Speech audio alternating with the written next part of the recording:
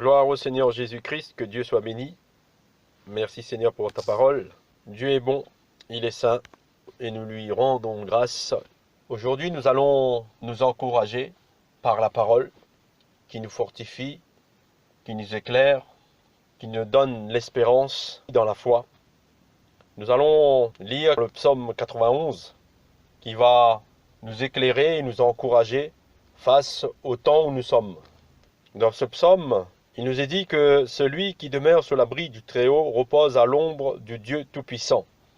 Celui ou celle qui demeure à l'abri du Très-Haut, qui demeure au pied du Seigneur, qui demeure au trône de la grâce, repose à l'ombre du Dieu Tout-Puissant, parce qu'il a fait de l'Éternel son refuge, sa forteresse, parce qu'il se confie en l'Éternel. Et il sait au fond de lui-même, comme il est dit au verset 3, que c'est l'Éternel qui le délivre du filet de l'oiseleur et de la peste et de ses ravages. Aujourd'hui, nous vivons dans un temps où beaucoup de gens ont peur. Les gens sont dans la crainte face au virus. Et ce n'est que le commencement des choses.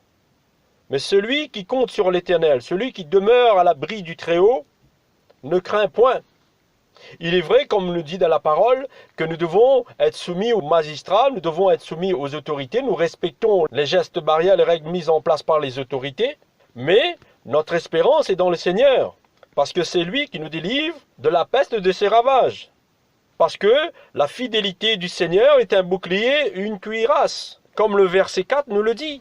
Il te couvrira de ses plumes et tu trouveras un refuge sous ses ailes. Sa fidélité est un bouclier, une cuirasse. Tu ne craindras ni les terreurs de la nuit, ni la flèche qui vole au grand jour, ni la peste qui marche dans les ténèbres, ni la contagion qui frappe en plein midi. Amen, alléluia. C'est une assurance, c'est une vérité. Et au verset 7, il nous est dit que 1000 tombent à ton côté et 10 000 à ta droite, tu ne seras pas atteint. De tes yeux seulement tu regarderas et tu verras la rétribution des méchants, car tu es mon refuge, ô Éternel. Tu fais du Très-Haut ta retraite. Aucun malheur ne m'arrivera. Aucun fléau n'approchera de ma tente. Car il ordonnera à ses gens de te garder dans tes voies. Ils te porteront sur les mains, de peur que ton pied ne heurte une pierre. Tu marcheras sur le lion et sur l'aspic. Tu fouleras le lionceau et le dragon. Puisqu'il m'aime, je le délivrerai. Je le protégerai, puisqu'il connaît mon nom. Amen, alléluia. Il m'invoquera et je lui répondrai, nous dit l'Éternel.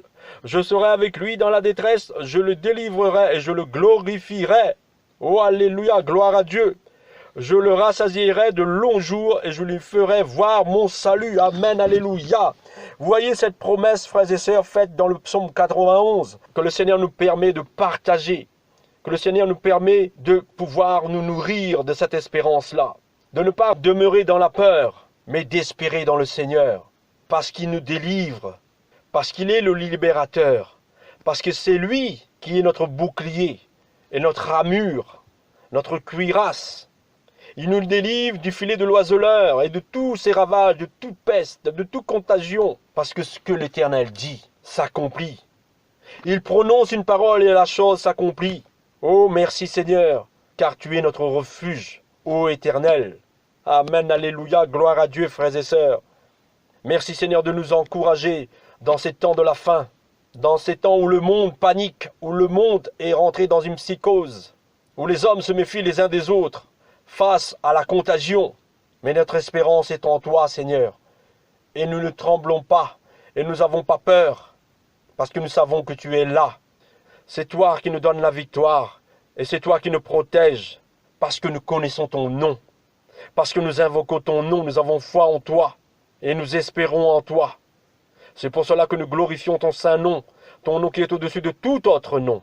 Amen, alléluia.